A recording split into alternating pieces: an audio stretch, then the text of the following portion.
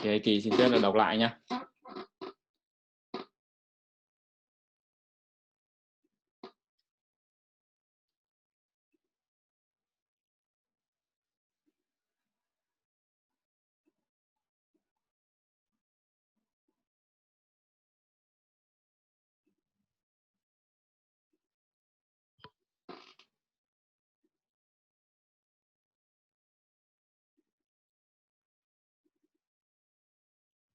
Tại sao tôi chọn Crowd1 để đầu tư và làm việc?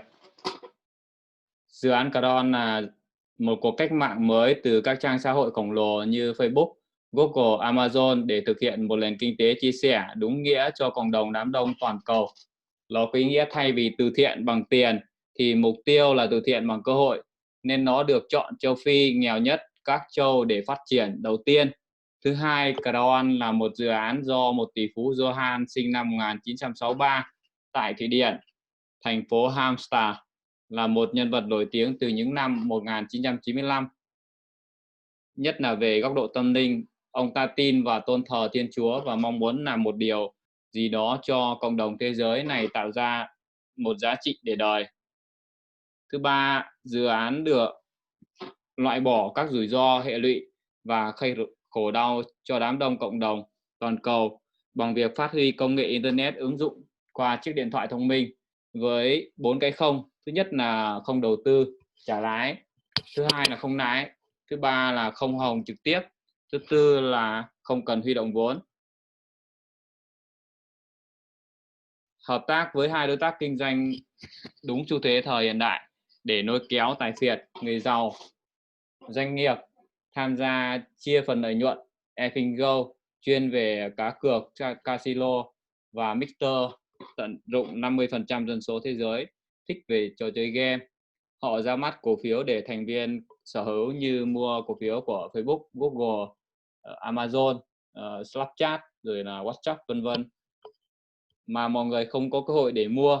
Nhờ sức mạnh đám đông cộng đồng lại kết nạp thêm đối tác ngành thẻ Visa nữa, thì khi đạt 10 triệu thành viên thì Crowd1 sẽ còn nhiều tổ chức khác thèm thuồng để ý tới.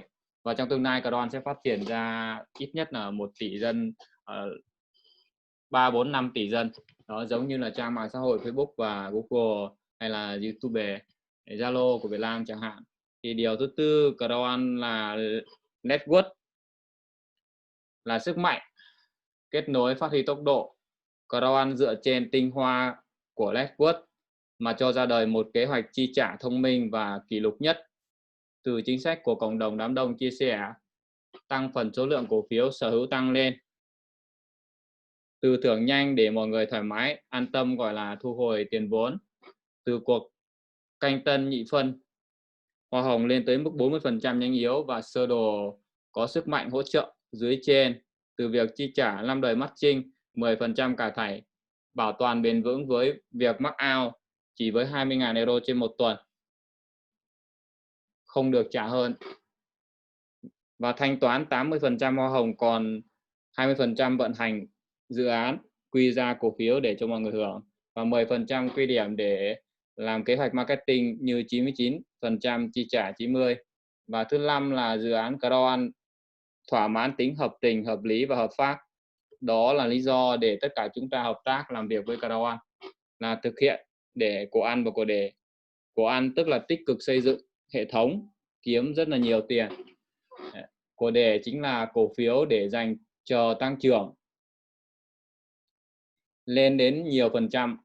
Ngoài một thứ chuyên nghiệp đẳng cấp mà Crowd1 đang có thì chúng ta lại sở hữu một phương tiện rất tối ưu phục vụ cho công việc, đó là link web. Thì hiện nay các anh chị thấy là trong đại dịch Covid trên toàn cầu thì 3 tỷ dân đã phải ở trong nhà, thì Crowd1 là một cơ hội mà một công việc cũng như là một ông chủ tập đoàn có tài, có tâm, có tầm nhất từ trước đến nay. Và vô số người châu Phi, châu Á, Việt Nam chúng ta dù là nhỏ nhất có 2,6 triệu thôi, 99 euro họ cũng làm nên sự nghiệp. Vô số người đã trả nợ với hàng trăm ngàn euro thu nhập.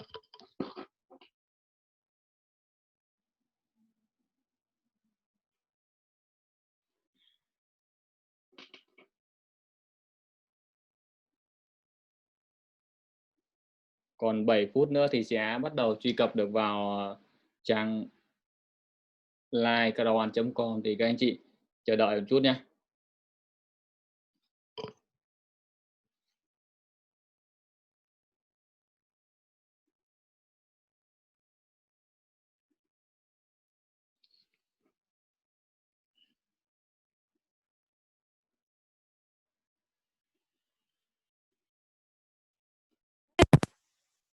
Là công ty đầu tiên cách mạng hóa việc kết hợp tiếp thị đám đông và kết nối mạng trực tuyến với chơi game trực tuyến.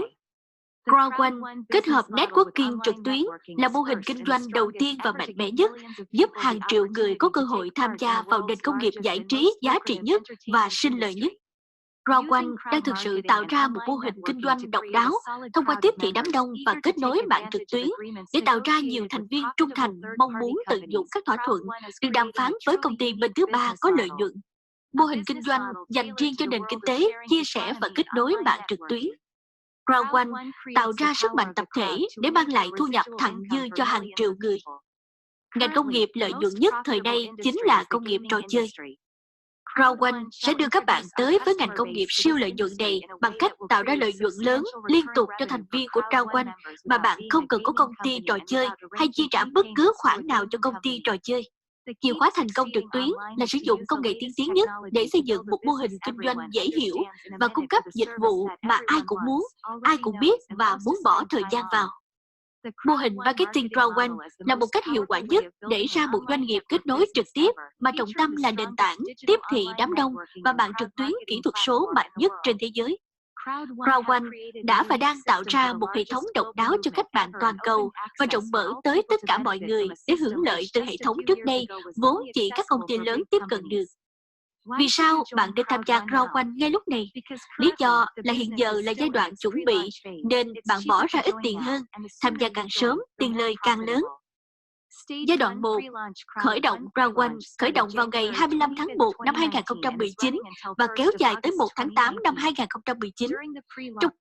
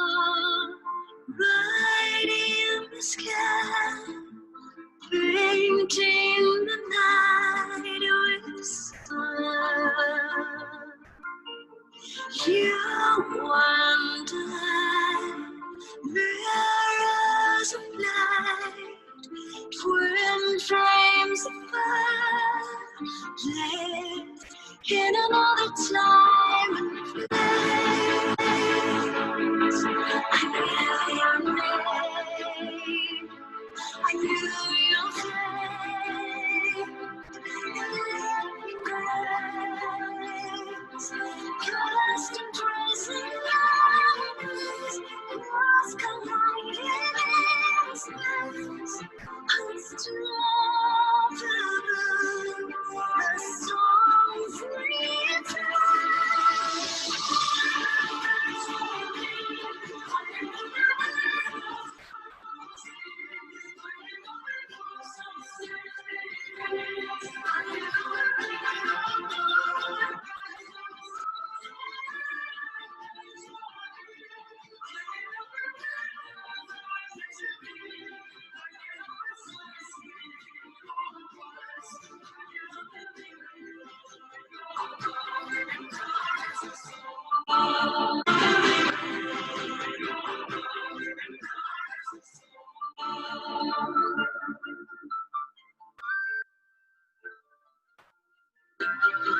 Age to age,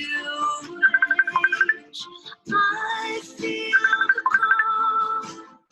Memory of future dreams.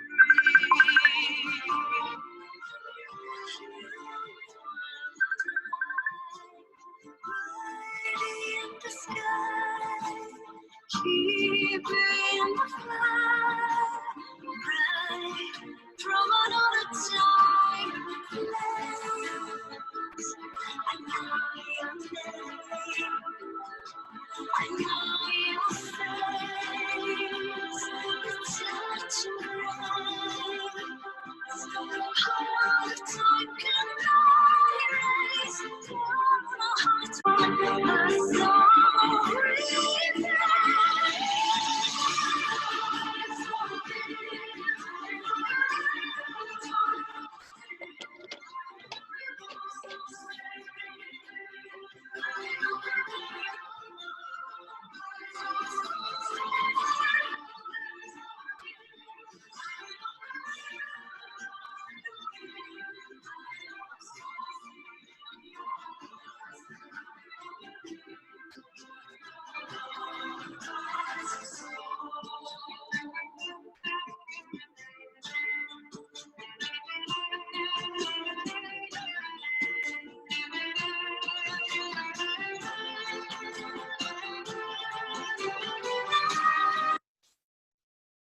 Như vậy là còn 1 phút nữa thì chúng ta sẽ bắt đầu.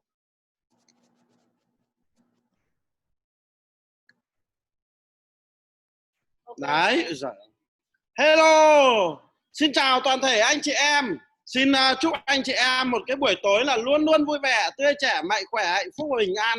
Và đặc biệt là chúng ta giữ được cái sức khỏe thực sự tốt và một cái thời gian tĩnh để chúng ta nắm bắt được toàn bộ những cái sự kiện, những cái thông tin của tập đoàn đưa ra, đúng không ạ? Và chúng ta sẽ nắm được những kế hoạch và chiến lược. Và rất là vui là ngày hôm nay, cái buổi Zoom ngày hôm nay thì tôi cũng đã hội ngộ được một siêu thủ lĩnh U72 anh chị em nhá, U72 nhưng mà tuổi cao nhưng mà trí lại rất cao, đúng không ạ? Đó đấy, và hiện nay tức là bà đang là Director 2 sao. Với thời gian nỗ lực phấn đấu của mình trong vòng khoảng 5 tháng vừa qua thì bà đã đạt được cái vị trí đó là Director 2 sao.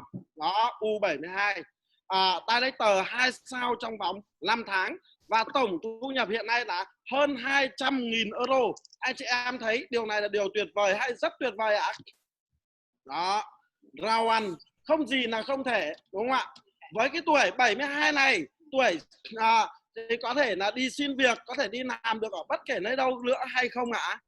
Thưa các anh chị, với cái độ tuổi này thì theo như quan niệm của các cụ ngày xưa đó là lúc này đó là sống qua ngày chờ qua đời, chứ còn không có một đơn vị nào họ có thể là tuyển dụng các bà như này để vào để làm việc, đúng không ạ? Nhưng mà chỉ có Crowd1 mới đem lại những cái giá trị vô cùng tuyệt vời. Bà đang đem lại sự thành công cho bản thân mình và giúp đỡ được rất nhiều người bên dưới đã đạt được những thu nhập rất là tốt. Hiện nay bà cũng đã tạo ra được một số các Director 2 sao phía đằng sau và cũng phải gần 10 Director 1 sao phía bên dưới của mình. Đây là điều tuyệt vời. Và nếu như bà làm được thì sao ạ? Chúng ta cũng sẽ làm được, đúng không? Thưa cô bác anh chị em. Vâng, nếu như chúng ta cảm thấy mà bà làm được, chúng ta cũng làm được thì hãy gõ con số 79 ở phần nhat để cho chúng ta thấy được rằng vâng, thần tài lớn luôn luôn gõ cửa nhà anh chị bất kể lúc nào, đúng không ạ? Đó, thần tài lớn luôn gõ cửa nhà anh chị bất kể lúc nào. Vâng, và xíu nữa thôi chúng ta sẽ cùng giao lưu với bà để bà chia sẻ và cảm nhận của mình về khi tham gia cùng với tập đoàn Crowd1, đúng không ạ? Đó, bà còn đang là rất là ngại ngùng nhưng mà chúng ta sẽ cùng giao lưu với bà một chút, đúng không ạ? Mời bà có thể là chia sẻ giao lưu với cảm nhận của mình, lý do gì tại sao lại tham gia vào Crowd1 và tham gia vào Crowd1 bà đã đạt kết quả như vậy thì bà có những cái bí quyết gì bà có thể trao đổi và giao lưu với toàn thể phòng Zoom của chúng ta. Đây là phòng Zoom trên toàn cầu đấy ạ, vô cùng tuyệt vời. Xin giới thiệu với anh chị em, đây là bà Thịnh. Bà Thịnh năm nay là 72 tuổi và vừa lên Director 2 sao trong cái tuần vừa rồi. Chúng ta thấy tuyệt vời không? Vâng, và xin mời bà có thể là chia sẻ những cái cảm nhận của mình để cho anh chị em cùng nhau học tập ạ. Xin chào cả nhà. Không biết chia sẻ gì, tôi thì lớn tuổi rồi nhưng mà rất thích kinh doanh, rất thích kiếm tiền và rất thích vui chơi, thích đi du lịch. Vì vậy khi cơ hội Crowd1 đến, tôi đã tham gia và đến bây giờ tạm thời cũng đã thành công.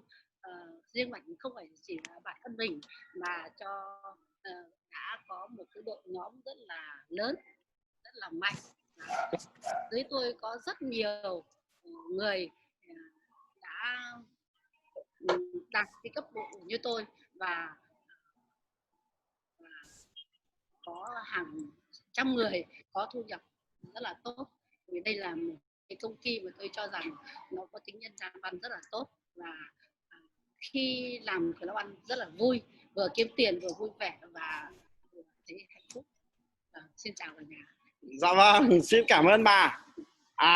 Bà còn đang rất là ngại ngần khi mà nói chuyện trước đám đông, nhưng mà với sự quyết tâm của bà thì bà đã làm được cái điều vô cùng tuyệt vời. Đó là lên Director 2 sao thu nhập hơn 200.000 euro rồi nhá, cô bác anh chị nhá.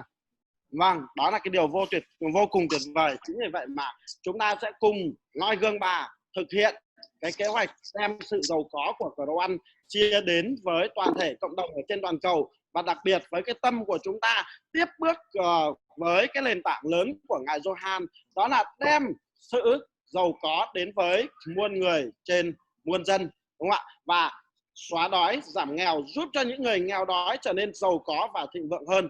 Đó. Và đây là bà Thịnh, U72, cấp độ Director 2 sao, thu nhập hơn 200.000 euro. Đó, nhiều con số 2 đúng không? Rất là tuyệt vời. Vâng, và chắc là phòng Zoom cũng đã chuẩn bị đến giờ rồi. Thế thì xin nhường lại lời cho ban quản trị phòng Zoom, và xin cảm ơn ban quản trị phòng Zoom đã cho chúng tôi được chia sẻ trong 5 phút vừa rồi. Rất cảm ơn anh Đại Đồng. Và hiện nay còn 2 phút, thời gian đang đếm ngược, còn 2 phút 37 giây chúng ta sẽ bắt đầu sự kiện toàn cầu mà tất cả quốc gia đang chờ đón nhất trong năm nay, và sự kiện này có thể là sự kiện lớn nhất, và công ty có rất là nhiều thông tin mới để giúp đỡ cho cộng đồng Crowd1 phát triển bùng nổ hơn. Và hôm nay rất vui được gặp bà tại đây, 72 tuổi mà bà cũng nổi tiếng ở các trang mạng xã hội và ở cộng đồng Crowd1 rất là lâu rồi, nhưng mà hôm nay mới được gặp bà ở đây là một điều cũng rất là bất ngờ đối với tất cả thành viên Crowd1. 72 tuổi, thu nhập hơn 200.000 euro, tương đương với 5 tỷ Việt Nam đồng. Mọi người có thấy là bà cũng rất là bình thường, nhã nhặn và nhẹ nhàng cũng như là hiền từ không ạ? Thế nhưng mà bà đã có thu nhập như vậy thì mọi người hãy tưởng tượng đi, mọi người có làm được cái việc này không? Hay là trong đầu mọi người hắn còn đang thấy khó khăn, một bà cụ 72 tuổi bình thường nhưng mà thu nhập 5 tỷ. Đơn giản vậy thôi, Crowd1 rất là đơn giản. Ok, thì thời gian còn 1 phút 25 giây thì tất cả các anh chị em, cô bác hãy lan tỏa cơ hội ngàn năm có một này đến với tất cả mọi người Việt Nam khắp 63 tỉnh thành và khắp thế giới. Hãy đưa dân tộc Việt Nam mình đã từng chịu 1.000 năm đô hộ giặc phương Bắc Trung Quốc. Đấy là cái lý do đất nước Việt Nam chúng ta luôn luôn bị giặc phương Bắc bên cạnh mà gậy và tạo cho dân tộc chúng ta nghèo khổ. Hãy đưa dân tộc Việt Nam mình giàu có bằng cơ hội Crowd1, cơ hội từ một tỷ phú sinh ra trong một gia đình nghèo khổ từ những năm chiến tranh thế giới thứ hai, và đặc biệt là Heikki đã đến trực tiếp, cho nên cái điều may mắn và Heikki đã thấy thực sự nó là một ngôi làng rất là nhỏ thôi, và bên cạnh đó là một cái nhà máy sản xuất giấy lớn nhất ở châu Âu, cho nên là cái người dân đó rất là ít. Đấy, và thực sự là nhỏ bé, phải đi qua một cánh rừng rất là xa. Một con người vĩ đại đủ tài, tâm và tầm nhất trong lịch sử ngành kinh doanh network công nghệ, một công ty, một cộng đồng mà phát triển nhanh nhất trong lịch sử. Đơn giản nhất là hãy đồng loạt chia sẻ livestream này, hoặc là mọi người có thể truy cập kênh YouTube của Lê Heikki hoặc Facebook Lê Heikki, hãy chia sẻ lên tường Facebook cá nhân của tất cả các anh chị ở có mặt trong phòng Zoom quốc tế toàn cầu ngày hôm nay, để thay mọi người, tất cả những vị thủ lĩnh trong Crowd1 từ các CEO như là Johan sẽ thay các anh chị. Và sau đây không để mọi người chờ lâu thì Heikki sẽ cùng với hai thông dịch viên chuẩn quốc tế và đội ngũ chúng tôi, tất cả mọi người, Heikki cũng như là anh Đại Đồng cũng như là rất nhiều vị thủ lĩnh khác đã thuê và đã bắt đầu. Hai thông tùy viên của chúng ta đâu ạ? Ở đây mình đã sẵn sàng anh ạ. Hai bạn có thể giới thiệu qua về mình tên là gì, đến ở đâu và nó có bao nhiêu năm kinh nghiệm. Hai ngôi sao sáng nhất trong ngày chúng ta nhé. Vâng, xin chào cả nhà. Mình tên là Phạm Đức Nghĩa, sinh năm 91. Thì hiện tại là mình cũng đang là một thành viên, gọi là đang tìm hiểu các cái cơ hội kinh doanh cùng với cả Crowd1. Thì mình thấy cái cơ hội kinh doanh này thật sự rất là tốt mọi người ạ. Bởi vì nó dành cho tất cả mọi người, có thể là già, trẻ, trai, gái, có những người còn mới đang chập chững vào đời, hoặc kể cả những người mà đã có tuổi rồi, giống như là cô Thịnh vừa rồi. Thì các cái cơ hội này bản thân mình nhận cái việc là phiên dịch này cũng là một cái cơ hội để mình có thể tìm hiểu kỹ hơn các cái thông tin liên quan, cũng như là cũng là một cái cơ hội để mình có thể mở rộng các cái mối quan hệ và làm quen với cả những cái anh chị em để mà có thể nhận được những cái kinh nghiệm quý báu của họ. Vâng, xin chào mọi người, mình là Tôn Nga, là thông dịch viên. Ngày hôm nay mình rất vui khi được giao lưu cùng với tất cả mọi người và hy vọng chúng ta sẽ có được một cái buổi đầy thú vị. Everybody, let's have some fun. You only live once, and when you did, you're done. Let the good times roll. So let the good times roll. Let the good times roll. Let the good times roll. I don't care if you're young or old. Get yourself together. Let the good times roll. Don't shit them on me, talking trash. If you wanna have a ball, you got to spend some cash. So let the good times roll. Let the good times roll. Let the good times roll. I don't care if you're young or old. Just get yourself together. Let the good times roll. Good day. Công ty luôn mọi người thấy là công ty luôn mời nghệ sĩ đến từ châu lục Việt, đó là châu lục châu Phi. Các anh chị thấy không ạ? Đó là cái mà ông Johan luôn đẩy mạnh từ ngày ông Johan nói và thực hiện, thì luôn đánh mạnh vào, luôn là nhắm vào châu Phi, châu Á, Bắc Mỹ. Đó, nếu mọi người để ý thì đây là cái điểm đầu tiên với tất cả các chị em cô bác ở Việt Nam nghèo và mọi tầng lớp ở châu Âu đang thất nghiệp, hay như là châu Bắc Mỹ như vậy, phát triển rất là lớn. Thì hôm qua Heikki cũng có nói chuyện với một em ở bên Mỹ, em ấy rất là khát khao và cũng đang bị Covid, nên em ấy đang cố gắng học hỏi và phát triển sản phẩm nước Mỹ. Các bạn có thấy là thị trường không những ở Việt Nam mình mà các nước quốc gia châu Âu thì phát triển rất mạnh.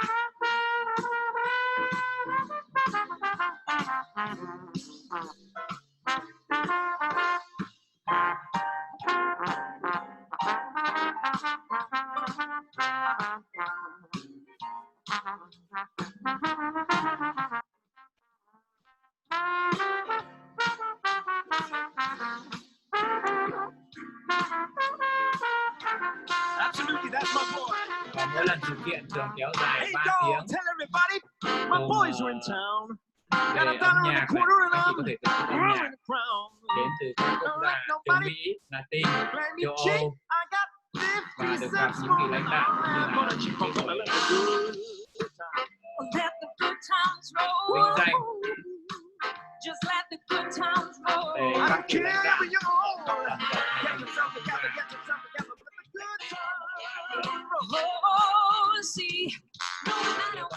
Mỗi lần sự kiện thì If you wanna have a ball, you got to get yourself together, get yourself under control. So let the good times roll.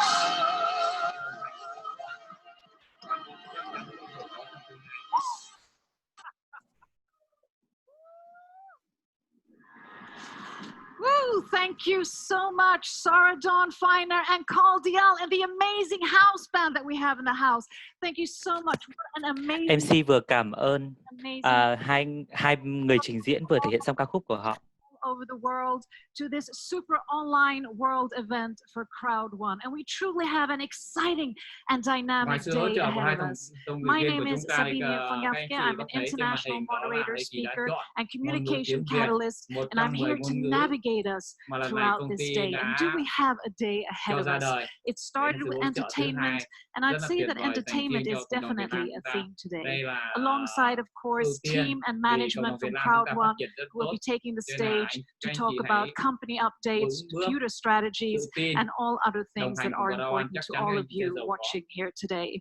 And of course, this is a day where you, all the viewers, are also here to be recognized. So we'll be handing out recognition awards to senior presidents, and so forth during the day to celebrate all your efforts and hard work that you've been doing.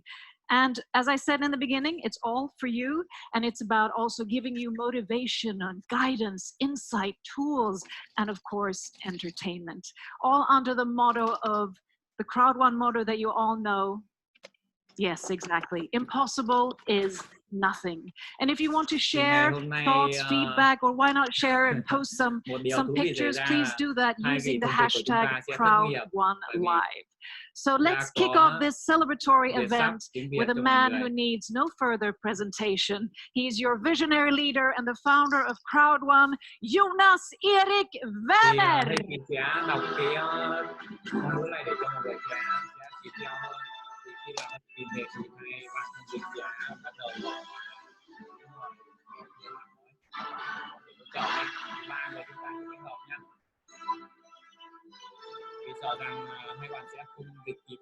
Wow, what an introduction of this day. Fantastic performance. And we have just started. I couldn't believe that it should be this fun to change the online world. When we started this operation with this company 1.5 years ago, we decided that we should change the online world and give millions and millions, tens of millions, hundreds of millions of people all around the world the chance and the opportunity to be a part of a world that is only for a few. A handful of large corporations are having the whole market. But the vision and the goal for Crowd1 was to make millions of holes in the bubble of all the money. Let it rain down to people in all countries around the globe. And I couldn't imagine that we should have this start we have been having. The first year was a total success. The first pre-launch year, we had 1 million members all around the world, beating up most of the records in this industry. The second year, 2020, hồ sơ trong ngành công nghiệp. Was a really Năm tough thứ start 2020 là một khởi đầu thực sự khó for the khăn whole cho world. toàn thế giới. Most of the world became in lockdown. Hầu hết thế And giới we đã have bị to khóa và change chúng tôi as a phải thay company. đổi như một We had công to ty. move much faster Chúng tôi phải đi chuyến nhanh into the hơn nhiều. online, the real Chúng ta phải di online chuyển nhanh hơn nhiều networking vào world. trực tuyến của họ, thế giới mạng trực tuyến thực And sự. we did it. Và And chúng it's tôi so đã làm important. nó. Why we did it? Anh kia chắc là có thể để em đọc giúp anh cho. We had to move em trai. really Vâng. fast. Chúng tôi đã làm điều đó bởi vì chúng tôi phải di chuyển rất nhanh. Today, Ngày hôm nay, 6 months into 6 tháng, chỉ còn 6 tháng nữa thôi là đến năm 2020. Và chúng ta đã rất gần đến với cột mốc là 7 triệu thành viên trên toàn thế giới. Vì tôi biết trước rằng, trước khi tháng 7 kết thúc, chúng ta sẽ có hơn 10 triệu. million. And up until today, Và cho đến ngày hôm nay, những gì tôi nói have always been better. đã trở thành sự thật và thực tế là còn tốt hơn cả những gì chúng ta từng mong đợi. During the spring, Trong khoảng thời gian phong tỏa toàn thế giới vào mùa xuân, and thousands Tôi đã có hàng ngàn và hàng ngàn tin nhắn từ mọi người từ khắp nơi trên toàn thế giới are happy, how happy they giải thích rằng họ đã hạnh phúc như thế nào kể từ khi Crowd1 xuất hiện trong cuộc sống của họ. And the reason I say this is because Lý do vì sao tôi nói điều này là vì tôi thực sự muốn chia sẻ cho các bạn những lời từ trong trái tim mình. most people on the globe in the future will need a second business. A Tất business cả mọi người trên thế giới này trong toàn cầu trong tương lai sẽ cần một doanh nghiệp mà họ thực sự làm chủ. And I promise there will always be tough times. Và tôi cam đoan với mọi người rằng trong tương lai tất cả mọi thứ đến với chúng ta sẽ càng ngày càng khó khăn hơn nữa. Như những gì chúng ta từng nhìn thấy với đại dịch đã xảy ra trong thời điểm năm nay. And if you want the company for Khi chúng tôi thành lập công ty, chúng tôi quyết định rằng công ty này nên là một công ty dành cho tất cả mọi người, chứ không chỉ dành riêng cho một cá nhân nào đó. And today you will see a lot of new tools, updates. Chúng tôi gọi doanh nghiệp của chúng ta là doanh nghiệp 5 phút. Vì mỗi 5 phút trôi qua, các bạn sẽ thấy rất nhiều công cụ mới được cập nhật. Các sự đổi mới này làm cho công việc kinh doanh thậm chí dễ dàng hơn và ai cũng có thể sử dụng một cách nhanh chóng và thuận tiện. Thứ duy nhất bạn cần trong công việc kinh doanh này chỉ là một chiếc điện thoại di động. Đó là tất cả những gì bạn cần để sẵn sàng thực hiện công việc kinh doanh này cùng với chúng tôi. Đó là lý do tại sao chúng tôi có thể mang đến hạnh phúc cho tất cả mọi người trên toàn thế giới. Đây là cơ hội để tách rời phong trào lớn nhất trong lịch sử của nhân loại. Chúng tôi But it's also important, as I said before, that you will get something from it, from the business and from the industry. And we have created the absolutely strongest bonus plan ever in the online industry. And this bonus plan is not... Chúng tôi đã tạo ra kế hoạch thưởng hoàn toàn mạnh mẽ nhất từng có trong doanh nghiệp công nghiệp trực tuyến. Bạn có thể so sánh với một số doanh nghiệp khác. Is for everybody. And already, những phần thưởng không chỉ dành cho những người bán hàng giỏi nhất hoặc những nhà lãnh đạo tài ba nhất. Mà gói thưởng này dành cho tất cả mọi người đã hoặc đang bắt đầu từ giữa năm thứ hai. Con số của chúng tôi tốt hơn 20 đến 30 lần so với những thời gian trước đây. Và lý do chúng tôi đã tạo ra một doanh nghiệp và kế hoạch thưởng cho thế giới trực tuyến.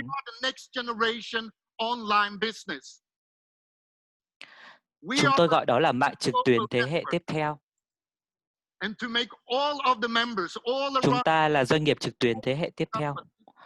Chúng ta là một mạng lưới toàn cầu và để làm cho tất cả các thành viên trên toàn thế giới cảm thấy được an toàn với công ty này. Và để tin tưởng chúng tôi rằng chúng tôi sẽ cung cấp cho tất cả các bạn những sản phẩm và dịch vụ tốt nhất và trong các ngành công nghiệp trực tuyến lớn nhất. And I promise you in July we will beat some really great records. Và tôi cam đoan với các bạn là vào giai đoạn tháng 7 chúng ta sẽ có thể bắt đầu những kỷ lục mới.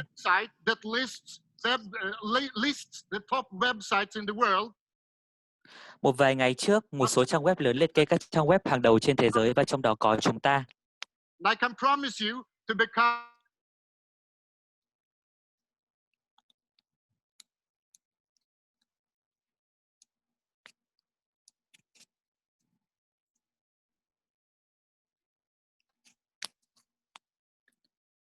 Hình như đang có một số sự cố nào với đường truyền phải không ạ?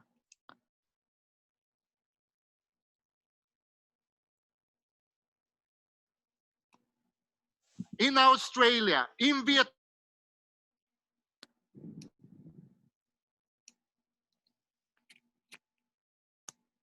Ở Úc, ở Việt Nam, ở Colombo, ở Brazil, ở Nam Phi hoặc là ở Kenya. Ở Na Uy, chúng ta đã hiện diện ở đó và không có bất kỳ một vấn đề gì ngăn cản sự thành công của chúng ta. Công việc kinh doanh này là dành cho tất cả mọi người và chúng ta chỉ vừa mới bắt đầu. Chúng ta vẫn còn đang trong giai đoạn đầu năm 2020, chúng tôi sẽ cung cấp các công cụ tốt nhất, các cập nhật mới nhất và công nghệ tốt nhất.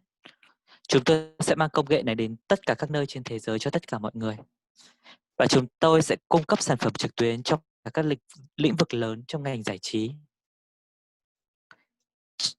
trong ngành chơi game, trong cách chúng ta sống, trong thế giới thương mại.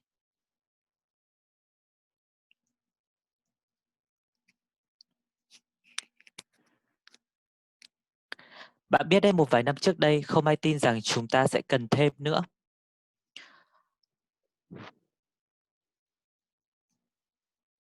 Khi chúng ta có máy tính, không ai tin vào điện thoại di động. Bạn thấy là điện thoại di động không cần thiết khi bạn đã có một chiếc máy bàn ở trong nhà.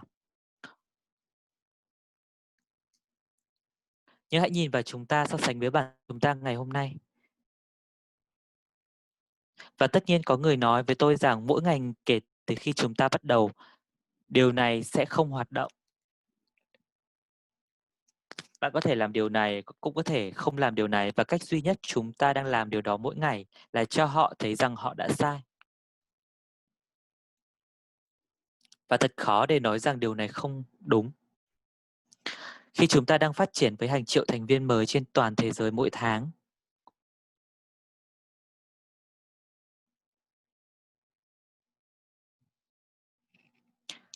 một lần nữa, hôm nay chúng ta sẽ có một ngày tuyệt vời và kỳ diệu. Đây là sự kiện thế giới Crowd1 lần thứ 2. Và hôm nay là sự kiện ra mắt thực sự lớn lần đầu tiên và sẽ cho chúng ta thấy rằng chúng ta sẽ cung cấp các sản phẩm và dịch vụ trực tuyến còn tốt hơn cả hiện tại.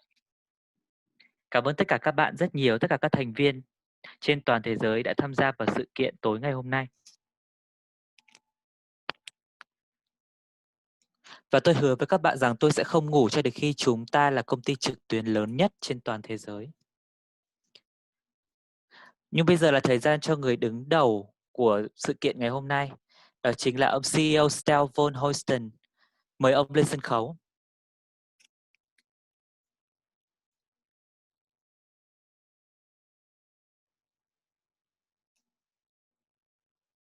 Hình như bị mất tiếng phải không ạ?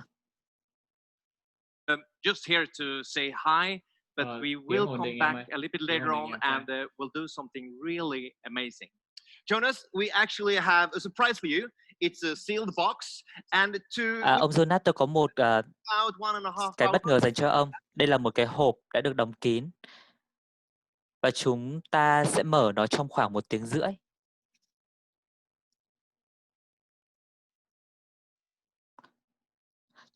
Tôi muốn ông ký trên tất cả các trang web.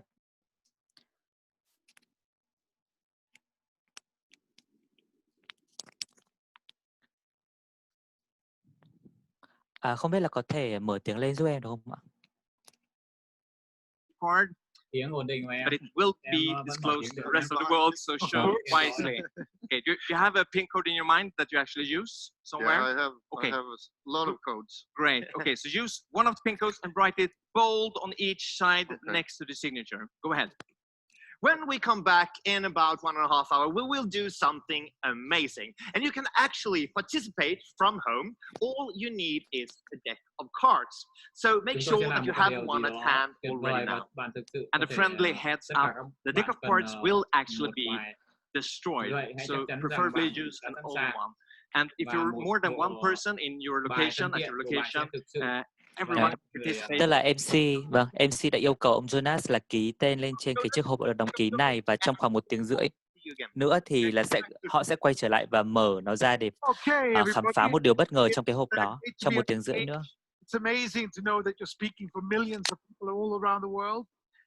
Hôm nay là một ngày rất tuyệt vời khi chúng ta được gặp hàng triệu người có mặt ở sự kiện ngày hôm nay. I need to clarify a number of things about the organization and the company that we're working with and what we are intending to do and what we're actually doing right now.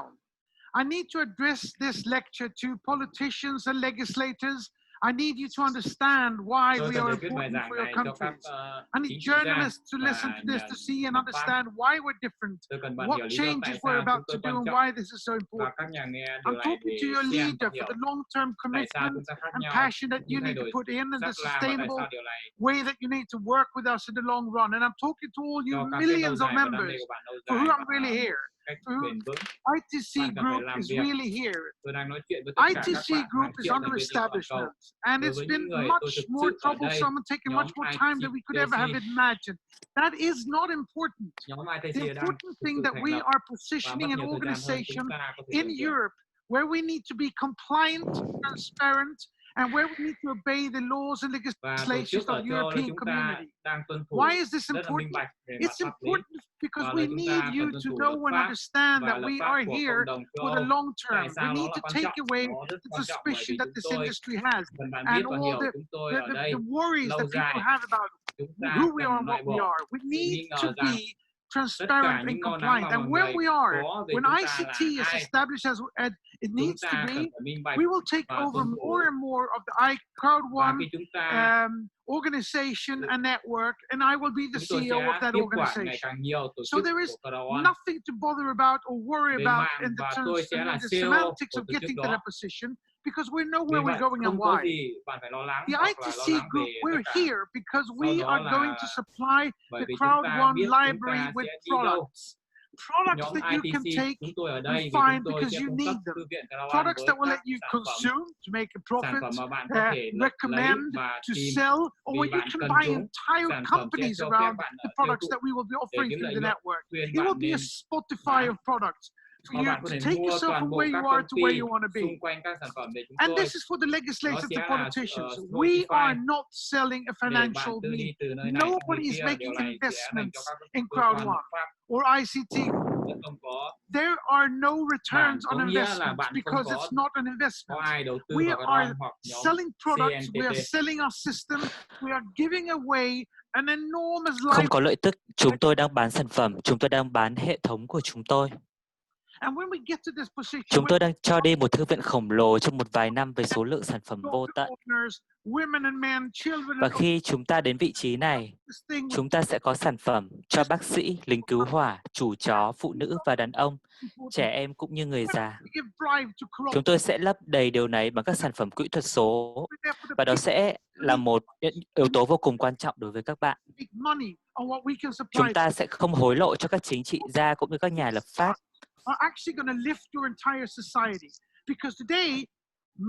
Vì quan trọng hơn là những sản phẩm này thực sự sẽ nâng tầm toàn bộ xã hội của bạn. Bởi vì ngày nay hầu hết các quốc gia trên thế giới phải chờ 10, 15, có thể là 20 năm để có được công nghệ. Và các ứng dụng phần mềm được phân phối. Phần mềm sẽ cung cấp mỗi ngày là 365 ngày trong một năm. Chúng tôi sẽ giao chúng cho bạn 5 và 5 năm trước. Thì những gì bạn sẽ có ở đây công nghệ điều này rất quan trọng vì cộng đồng mới. Những gì thúc đẩy hiệu quả năng suất và lợi nhuận. Điều đó xảy ra khi hoa hồng bán hàng được chi trả cho các quốc gia của bạn. Mọi người sẽ có việc làm, họ sẽ kiếm tiền, họ sẽ trả thuế. Họ đã nâng công ty của bạn, chúng tôi sẽ phá hủy tất cả những điều đó, thực sự tạo ra sự bình đẳng kỹ thuật số trên toàn thế giới. Và cơ bản tôi tin rằng điều này quan trọng đến mức bạn phải tự hỏi mình tại sao điều này chưa được thực hiện trước đây. Nếu có thể nó đã không thực hiện trước đây vì kịch bản hen và IGG. Quả trứng đầu tiên và con gà mái đầu tiên là gì? Nếu bạn muốn xây dựng một tổ chức, bạn không thể tìm thấy các sản phẩm trước khi bạn có tổ chức. Bạn không thể có được một tổ chức bán hàng. Những gì Crowd1 đã có thể thiết lập cho tôi một cách nhiều lính trong năm ngoái. Bây giờ chúng tôi có tổ chức bán hàng gồm 6 triệu thành viên. Điều đó cho phép tôi, các sản phẩm sẽ thay đổi các quốc gia và nền kinh tế, nền tảng của nó. Bây chúng ta có con gà mái và nếu chúng ta sẽ lấy trứng và chúng tôi có một vài con gà trống, có nghĩa là chúng tôi có hàng trăm con gà mái và hàng ngàn quả trứng.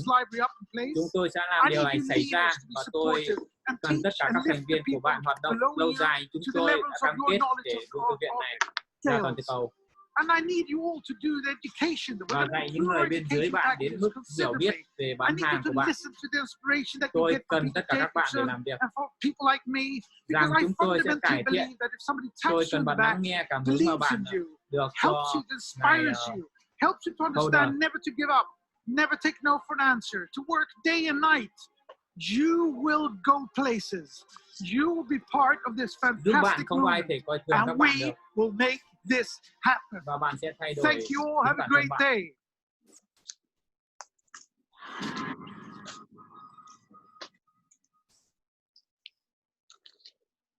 Hello. Hello, Kevin. Hello. Excited to be here? Yeah, I'm super happy to be here. Yes? Yeah. Hi. I mean, like, Yeah, hi. let's do that. And hi everyone at home. Xin chào tất cả mọi người. Yes. It feels so exciting. Tôi rất vui khi có mặt ở đây ngày hôm nay. Yeah. So today, thrilled to be with the wheel with you. So you know what the wheel is? Vâng, cảm giác thật thú vị các I know bạn. what the wheel is. Vậy hôm nay vui mừng làm bánh xe với bạn. Vì vậy, bạn biết những gì sắp tới xảy ra, tôi biết bánh xe là gì không? And then the computer will run ở trên bánh xe sẽ là những các cái phần thưởng. the ticket holders. Yeah. Yeah, and what can you win? Chúng ta sẽ cho bánh xe quay và sau đó sẽ chọn ngẫu nhiên một vài tên của những người mà đang giữ vé và sau đó quyết định xem ai sẽ là người chiến thắng và giành các giải thưởng thể hiện ở trên bánh xe này. Right after the show, you'll receive an email with further instructions of how to collect the prize. Yeah, simple as that. Yeah, simple as that. Okay, should we get started then? Let's get started. Chúng ta hãy bắt đầu thôi. All right. Okay, so let's see what the prize will be. Nào, chúng ta hãy xem bánh xe sẽ quay vào cái tên nào đầu tiên nhé. It's a gold package. Congratulations. Đó chính là một gói vàng. So the first one is Dala. Để xem ai sẽ là người chiến thắng nhé các bạn. Carstep and Cabane. Wow, Congratulations. Người đầu tiên tên là Dala, Stam Karistep, Nick Banage. So let's see what the next prize will be then. Chúng ta hãy quay thêm một lần nữa. Bitcoin this time. Wow. One Bitcoin. Chúng ta đã quay vào ô Bitcoin, đồng tiền điện tử. Bạn đã trúng một Bitcoin. Và người chiến thắng chính là Thank you so Zodela. much, Alice. You are fantastic and look fantastic. We're thrilled to be here at this very exciting event. And chúng tôi cũng rất là vui khi có mặt ở đây ngày hôm nay. It's not time for singing now, Sarah, but it's time for the very first recognition for the day. Yes, and the recognition manager and director are Hani and Nils.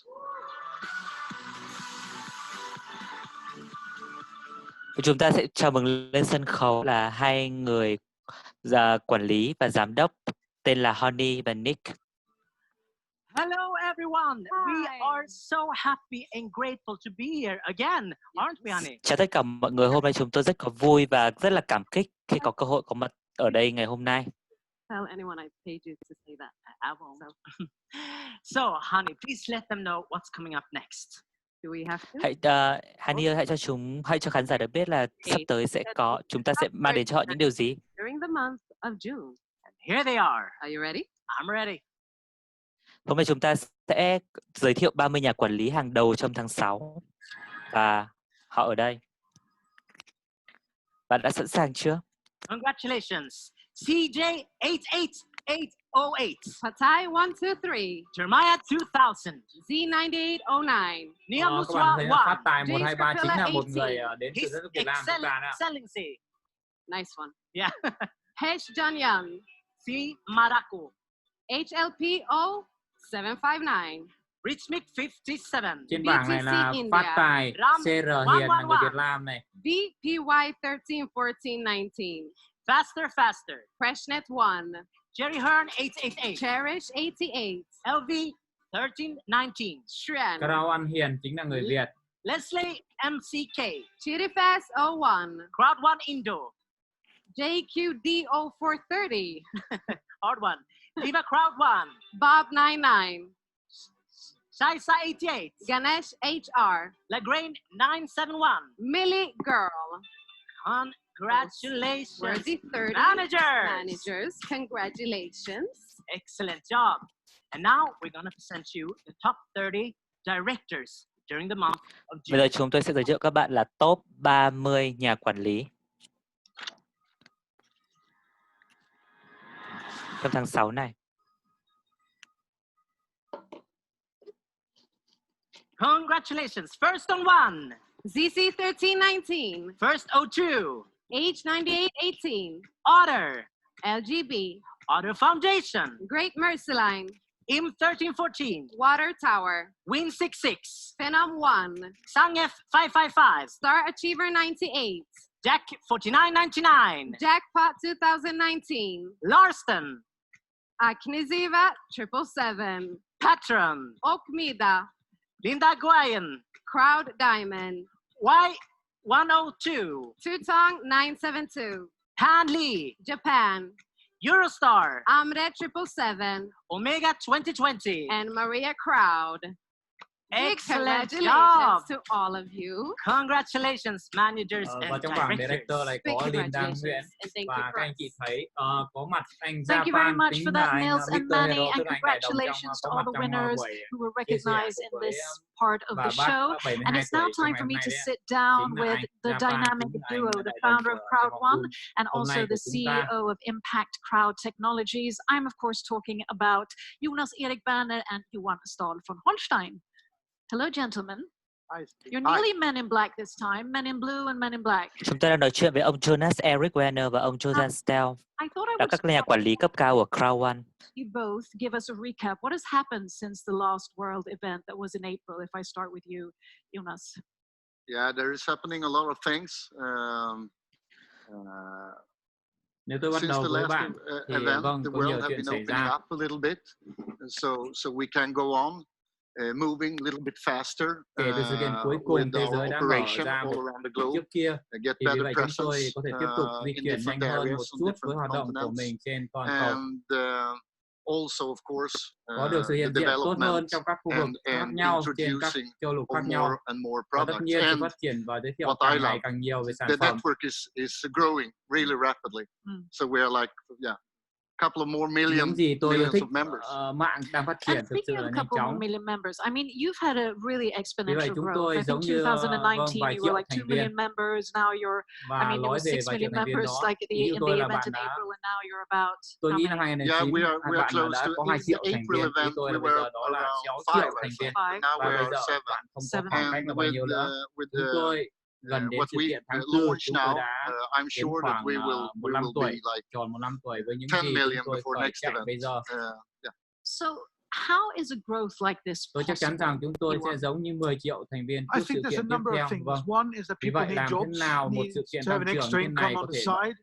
I think that bạn muốn hay không? the Tôi nghĩ platform một that số điều Crowd1 người ta supplies cần is việc absolutely amazing. The cần way that phải the, có how thêm the, thu nhập the, ở bên the device that we have in the trên. mobile phone, how Tôi it nghĩ can rằng be kế used. hoạch mà đám đông cung And cấp I là think that the hoàn toàn promise of tuyệt the vời digital theo cách của products họ that we're going to và supply this có network, thiết bị build mà into chúng this tôi đang library, the có trong tay access đó to trên that chiếc điện thoại di is động. of immense importance Tôi nghĩ because we rằng will be lời able to hứa về have các sản so phẩm kỹ big thuật số mà discounts chúng to the ta end customer and xây dựng still have a vào thư large viện này, proportion quyền truy of cập vào đó commissions là to be vô cùng sold quan out trọng, into the bởi vì network. chúng tôi So people will giảm be giá able to lớn make cho khách money on hàng this vào without những giai đoạn taking cuối. big risks, Vẫn without có having to do một big tỷ lệ lớn investments hoa of hồng buying được stock bán ra. and ordering Vì vậy mọi người direct sẽ có sales, thể which kiếm means tiền từ việc we're này actually mà completely không gặp rủi different from ro traditional lớn MLM trước đó. business.